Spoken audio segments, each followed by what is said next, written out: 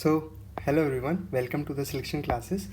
तो ये हमारा आज का रैपिड न्यूज़ एनालिसिस का लेक्चर रहेगा, जिसमें हम डिस्कस करेंगे आज के हमारे जो 23 अक्टूबर है उसमें क्या क्या द हिंदू में इंपॉर्टेंट आपके आर्टिकल हैं फॉर एग्जाम पर्सपेक्टिव। चलिए स्टार्ट करते हैं। तो ये आज का हमारा इंडेक्स रहेगा जिसमें क्या क्या इंपॉर्टेंट आर्टिकल हम डिस्कस करेंगे अभी हमारे एनालिसिस में। तो पहला आर्टिकल जो इंपॉर्टेंट मैंने दूसरे सोर्सेज से उठा है वो आपका ई श्रम पोर्टल से। तो अभी ई श्रम पोर्टल आपका वो लॉन्च कर दिया गया। क्या होता है ई श्रम पोर्टल आपके, वो हम देखेंगे कौन सा इसका क्राइटेरिया होता है, कौन कौन इसमें वर्कर्स हैं, कौन से हैं, वो हम डिस्कस करेंगे। देन आपका गलेथिया बे से रिलेटेड एक आर्टिकल आया जिसकी गलेथिया बे में एक पोर्ट लॉन्च करा जा रहा है आपका। कहाँ पर पड़ता है गलेथिया बे, उसकी लोकेशन देखेंगे और उसकी क्या स्ट्रैटेजिक इंपॉर्टेंस है वो हम डिस्कस करेंगे। दैन आपका आईएमएफ से रिलेटेड एक आर्टिकल है कि उन्होंने प्रोजेक्शन दी थी इंडिया से रिलेटेड, तो उस पर इंडिया खरा उतरा है। तो इसके हम थोड़ा बैकग्राउंड इन्फॉर्मेशन देखेंगे कि आईएमएफ बॉडी एज अ है क्या, वहाँ से आपका क्वेश्चन आते हैं। देन आपका करतारपुर कॉरिडोर से रिलेटेड एक छोटा सा आर्टिकल आया था, उसको हम देख लेते हैं कि करतारपुर कॉरिडोर आपका बेसिकली कहाँ से कहाँ पास करता है और आपका क्या एग्रीमेंट था हमारा पाकिस्तान के साथ इससे रिलेटेड। देन अभी इंडिया ने अपना 4th न्यूक्लियर सबमरीन लॉन्च कर दिया है, उसके बारे में हम डिस्कस करेंगे क्या उसका नाम है, और जो दूसरी कैटेगरी के सबमरीन उनके बारे में भी थोड़ा सा शॉर्ट में देख लेंगे। देन आपका एक डिसीज़ के बारे में आर्टिकल आया है, शिज़ोफ्रेनिया। क्या है ये डिसीज़, इसके क्या कॉज होते हैं, क्या सिम्टम है, वो हम डिस्कस करेंगे, क्योंकि डिसीज़ वाले जो आर्टिकल होते हैं आपके सेंसिटिव वाले पार्ट में आपके काफ़ी इंपॉर्टेंट हो जाते हैं। देन आपका लास्ट एक इंडिया सिंगापुर डायलॉग अभी चल रहा है, तो उसमें क्या मीटिंग में क्या डिस्कशन हुआ है, क्या है थोड़ी सी वो बैकग्राउंड इन्फॉर्मेशन हम इसमें कवर करेंगे। चलिए स्टार्ट करते हैं। तो ये आज का हमारा हिंदू का ये आपके 23 अक्टूबर का फ्रंट पेज रहेगा। इसमें आप देख सकते हैं कि रिसेंटली अभी मोदी जी ने विजिट करा है पुतिन जी के पास। तो इसमें बात करिए कि जो आपका कन्फ्लिक्ट चल रहा है यूक्रेन और रशिया का, उससे रिलेटेड मोदी जी ने बोला कि आप क्यों ना इसको ख़त्म कर दें, और आपका जो भी ईरान का भी चल रहा है केस, तो क्यों ना जो ह्यूमैनिटेरियन लॉस हो रहा है उन सबको देखते हुए जो वेस्ट एशिया में पूरा हड़कंप मचा हुआ है, तो उससे रिलेटेड मीटिंग थी। तो इसमें ऐसे जो नॉर्मल आपका डिस्कशन हुआ है कि उस कन्फ्लिक्ट को ख़त्म कर देना चाहिए, क्योंकि लंबे टाइम से बहुत कन्फ्लिक्ट चल रहा है। देन हमारा नीचे वाले पार्ट में अभी आईएमएफ से रिलेटेड मैं बोल रहा था कि आईएमएफ ने अभी जो प्रेडिक्शन करी थी इंडिया से रिलेटेड 7% का फॉर द ईयर आपका 24 और 25 के लिए भी करी है, तो वो हम खरे उतरे हैं उस पर, तो वो उस पर आर्टिकल आ रखा है। तो हमारा जो फर्स्ट आर्टिकल जिसको हम डिस्कशन कर रहे हैं वो आपका ई श्रम पोर्टल से रिलेटेड है। तो ई श्रम पोर्टल अभी आपका union minister of labour and employment ने लॉन्च कर दिया है as a one stop solution. तो क्या होता है हम देख लेते हैं थोड़ा इसके बारे में। तो पहले तो फर्स्ट चीज़ किसी भी पोर्टल के बारे में इंपॉर्टेंट हो जाती है कि कौन सी मिनिस्ट्री ने करा है। तो यहाँ से आपका क्वेश्चन आने के चांस रहते हैं। आपका कौन सी मिनिस्ट्री, आपका ministry of labour and employment. इसका एम क्या है, मतलब इसका गोल क्या एम क्या है, तो आपका है, इसका एम है आपका for the registration and creation of आपका जो अनऑर्गेनाइज वर्कर्स है ना, उनकी मदद के लिए बनाया गया है बेसिकली ये पोर्टल देखा जाए तो।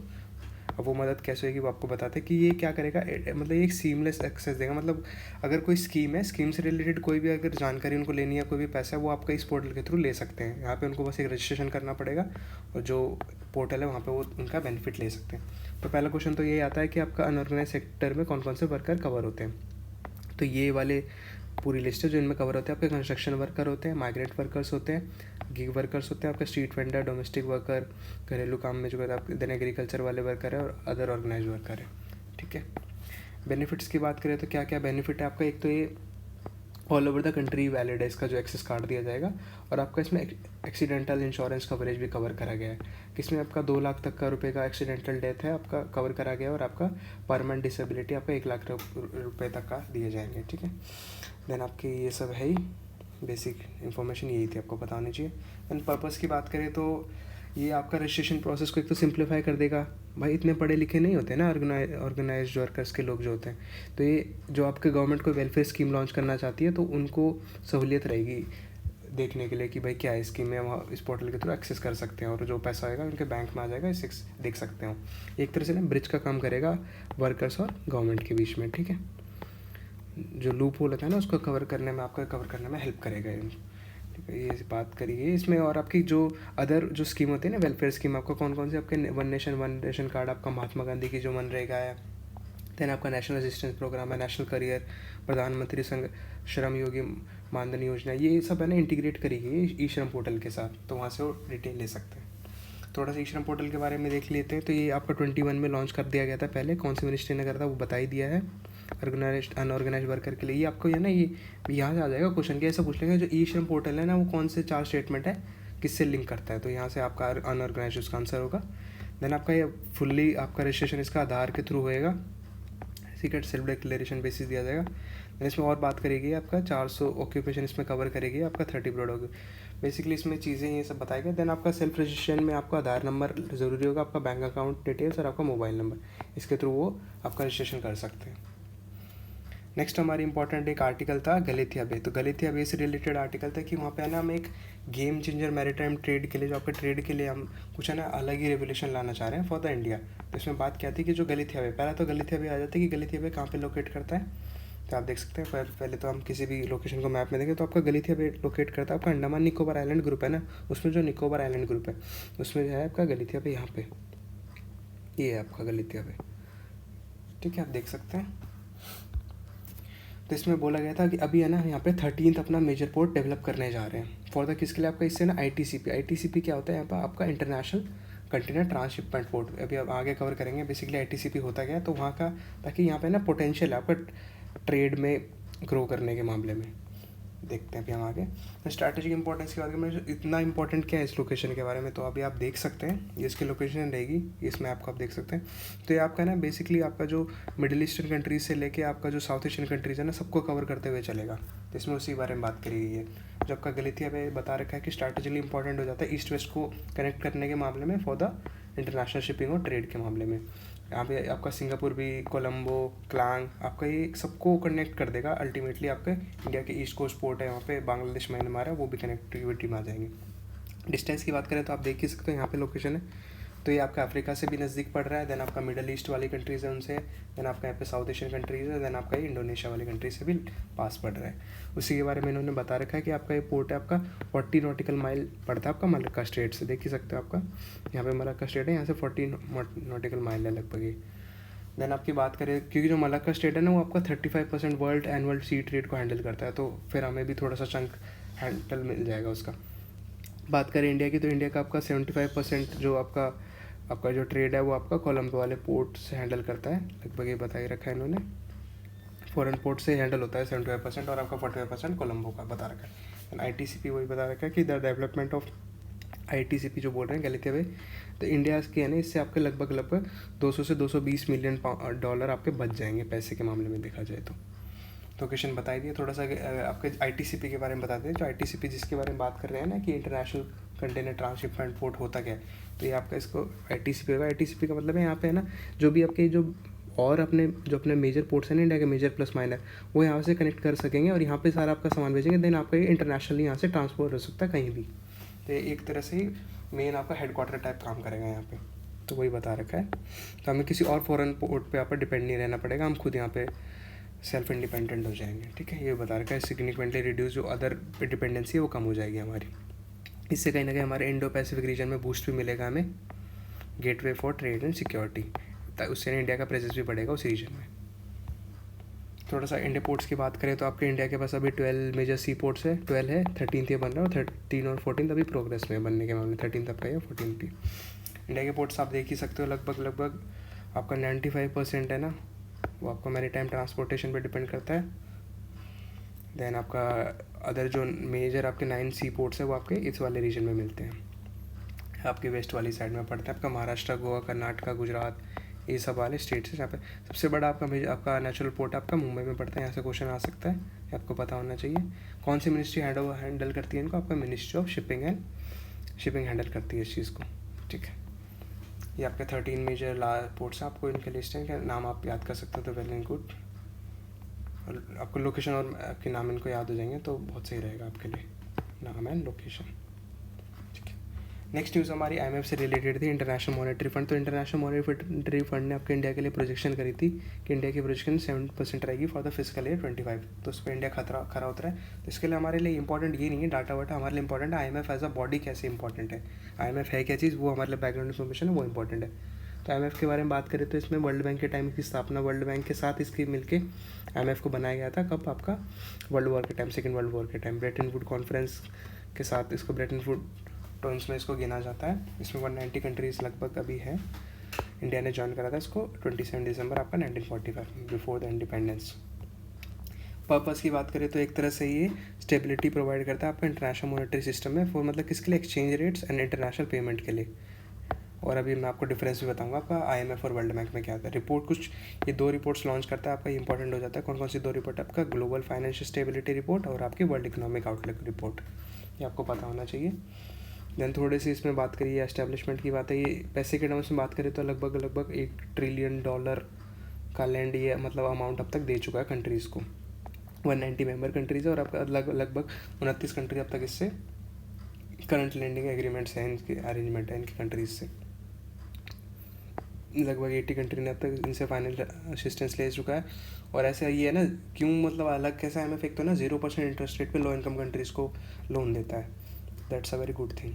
थोड़ा सा आपका वर्ल्ड बैंक और IMF के बारे में डिफरेंस पता होना चाहिए। आप सोच रहे होंगे क्या डिफरेंस है, दोनों ही लोन दे रहे हैं ना कंट्री को, तो फ़र्क है इनमें।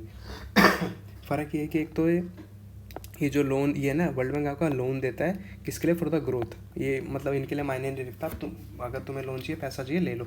पर जो IMF है वो स्पेसिफिकली बेसिकली आपके अगर कोई इकोनॉमी ढंग से परफॉर्म नहीं कर पा रही है तो उस चीज़ के लिए लोन देता है। देखिए इसमें तो आपका डैम के लिए भी आपको पैसा चाहिए तो आप ले सकते हो। यहाँ पे बात करें तो यहाँ पे टर्म्स एंड कंडीशन आपकी वेरी टफ है, यहाँ पे ऐसा नहीं है, not very much that much tough. ये आपका लॉन्ग टर्म के लिए दिया जाता है, ये आपका शॉर्ट टर्म के लिए दिया जाता है। ठीक है, ये तो नॉर्मल एग्जाम्पल दे रखा है।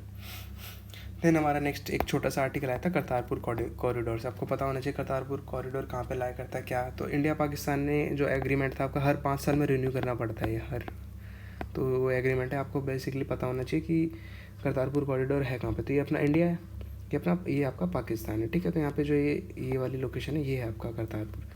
ठीक है, ये वाला इस कॉरिडोर को बोला जाता है करतारपुर कॉरिडोर। ये आपका रवि रिवर है, तो ये आपका 4 किलोमीटर का लगभग कॉरिडोर पड़ता है आपका। यहाँ पे डेरा बाबा नानक जी हैं और आपका यहाँ पे करतारपुर वाले हैं।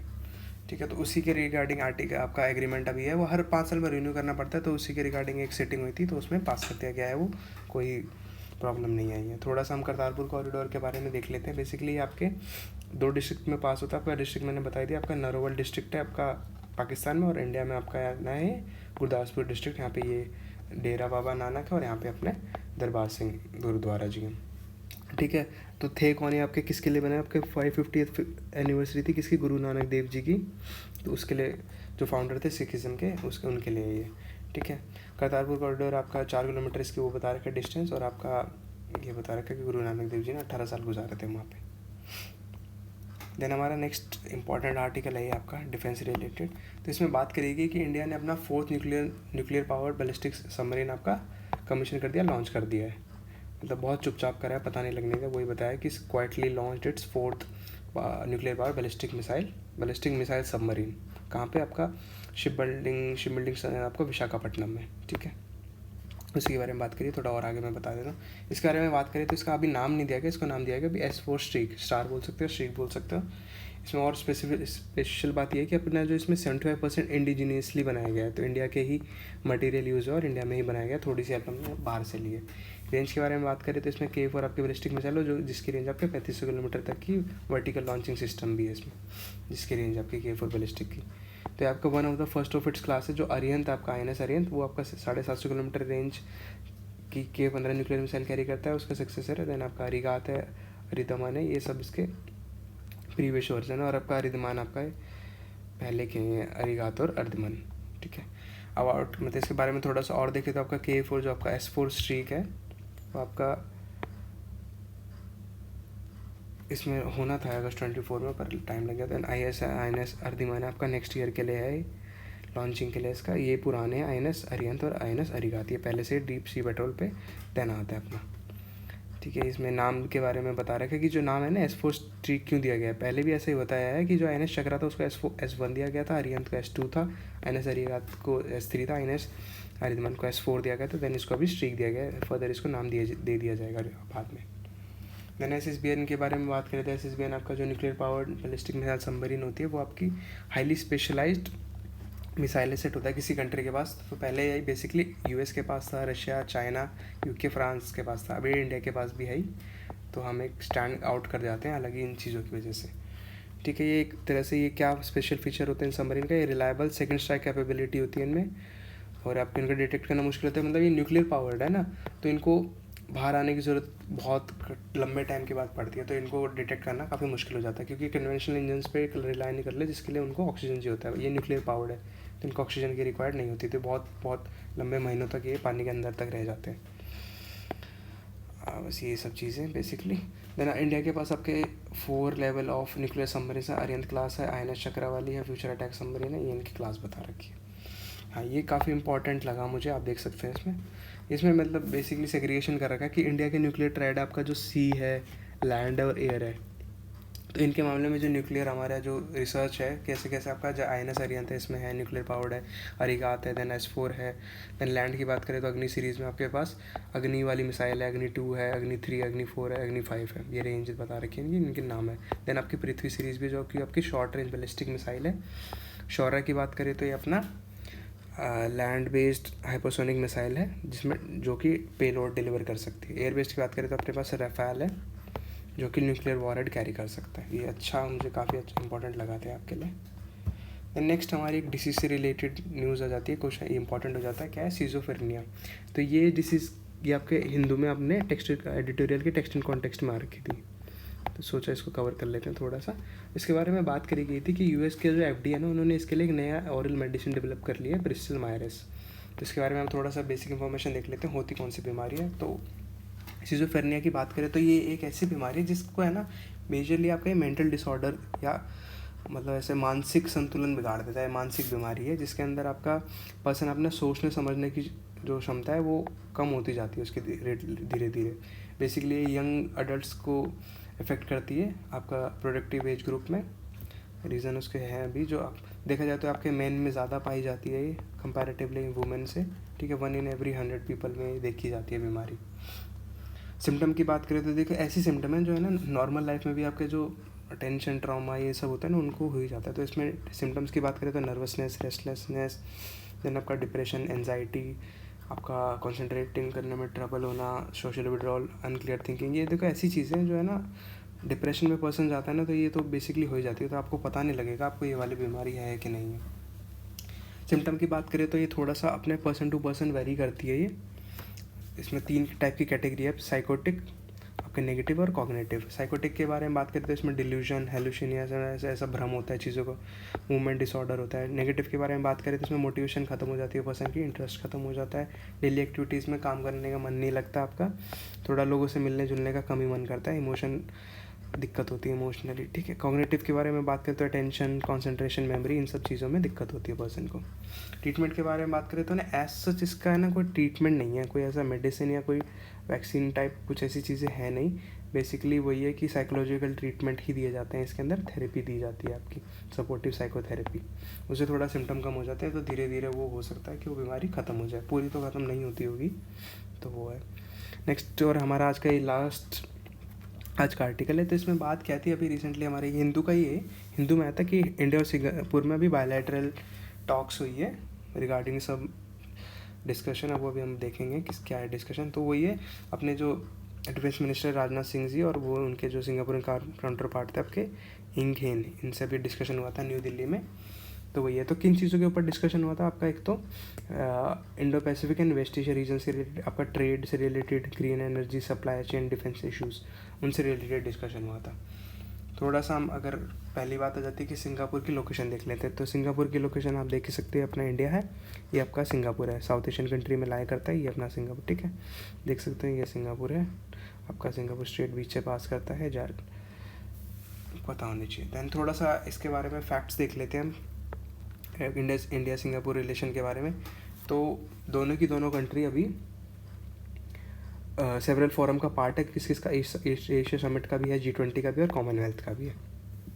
इकोनॉमिक कॉर्पोरेशन मतलब in terms of trade and पैसे के बारे में बात करें तो अभी सिंगापुर से इंडिया का ट्रेड अपना 18% से बढ़ा है और लगभग आपका $35 बिलियन तक पहुंच गया है।